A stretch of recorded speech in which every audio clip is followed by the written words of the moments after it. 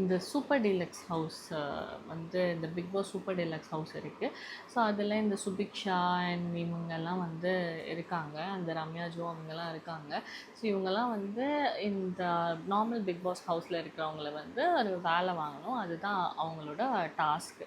So இவங்க வந்து வேலை பாரு அப்படின்னு சொல்லி இந்த வியானா அப்புறமா இந்த சுபிக்ஷா இவங்கெல்லாம் சொல்லும்போது பார்வதிக்கு வந்து அவங்க சுப்பீரியர்.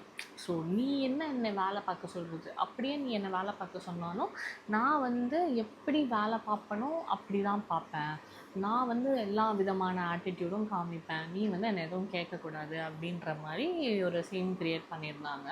ஸோ வந்துட்டு அந்த தொடப்பத்தை வந்துட்டு அந்த இதில் தட்டுறது இதெல்லாம் பண்ணியிருந்தாங்க. வியானா வந்துட்டு இந்த மாதிரிலாம் பண்ணாதீங்க அப்படின்னு நார்மலாக சொன்னால், அதுக்கு வந்து இந்த பார்வதி மேடம் வந்துட்டு நான் வாக் ஆஃப் பண்ணுறேன், நான் வந்து ரிசைன் பண்ணுறேன் அப்படின்னு சொல்லிட்டு அவ்வளோ வந்து பேசிவிட்டு, எனக்கு எப்படி பிடிச்சிருக்கோ நான் அப்படி தான் வேலை பார்ப்பேன். நீங்கள் வந்து என்னை எந்த கேள்வியும் கேட்கக்கூடாது. நீங்கள் என்ன இந்த மாதிரி வேலை பாரு அந்த மாதிரி வேலை பாருன்னு சொல்லக்கூடாது அப்படின்னு சொல்லிட்டு அவங்க வந்து வாக் ஆஃப் பண்ணிட்டாங்க. அது ரொம்ப வந்து சில்லியாக இருந்துச்சு. மேபி அவங்க அதை இன்ட்ரெஸ்டிங்காக கொண்டு போகிறேன் அப்படின்ற மாதிரி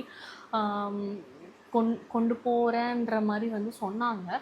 பட் எனக்கு பார்க்கும்போது ஒரு டாஸ்க்கு நீங்கள் இது இப்படி பண்ணணும் அப்படின்னு சொல்லும்போது, இல்லை நான் அதை அப்படி பண்ண மாட்டேன் அப்படின்னு சொல்கிறது வந்து எந்த அளவுக்கு இன்ட்ரெஸ்டிங்கு அப்படின்னு எனக்கு தெரில. அப்போ எதுக்கு அந்த ரூல்ஸு ரெகுலேஷன்ஸு இதெல்லாம் தெரில. பட் இதுக்கு வந்து விஜய் சேதுபதி சாரோட கால் என்னவாக இருக்கும்னு எனக்கு தெரியல. மேபி நம்ம வந்து எக்ஸ்பெக்ட் பண்ணலாம் அவர் சப்போர்ட் பண்ணுவாருன்னு சொல்லிட்டு, ஐ மீன் கேட்பாரு அப்படின்னு சொல்லிட்டு. பட் அப்போ தான் அவர் லைக் ஆப்போசிட்டாக வந்து கேட்காம கூட இருக்கலாம்.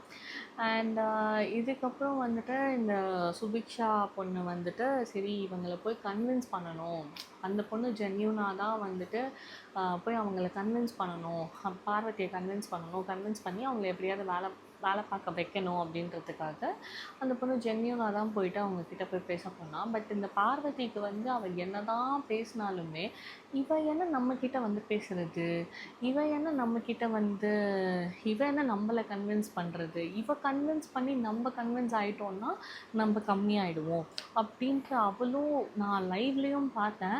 அவள் வந்து ரொம்ப நேரமாக அந்த சுபிக்ஷா பொண்ணு வந்துட்டு ரொம்ப நேரமாக அவங்கள வந்து அந்த பார்வதியை வந்துட்டு கன்வின்ஸ் பண்ண ட்ரை பண்ணிட்டு இருந்தா. பட் அந்த பார்வதி வந்து என்னதான் பண்ணாலுமே நீ பண்ணது தப்பு, நீ என்ன பண்ணன்னு ரியலைஸ் பண்ணனா அந்த பொண்ணு தப்புன்னு கூட ஒத்துக்கிட்டா. ஓகே பரவாயில்ல நீங்கள் வாங்கன்னா இவன் ஸ்டார்டிங்லேருந்து எல்லாத்தையுமே இது பண்ணி அந்த பொண்ணு நார்மலாக பேசினதையே அந்த பொண்ணு ஏதோ ஆட்டிடியூடாக பேசுகிற மாதிரியும் அந்த பொண்ணு வந்து இவளை பிரெயின் வாஷ் பண்ணுற மாதிரியும் ஒரு கேவலமான சீன் க்ரியேட் பண்ணாங்க நம்ம பார்வதி மேடம். இதெல்லாமே முடிச்சது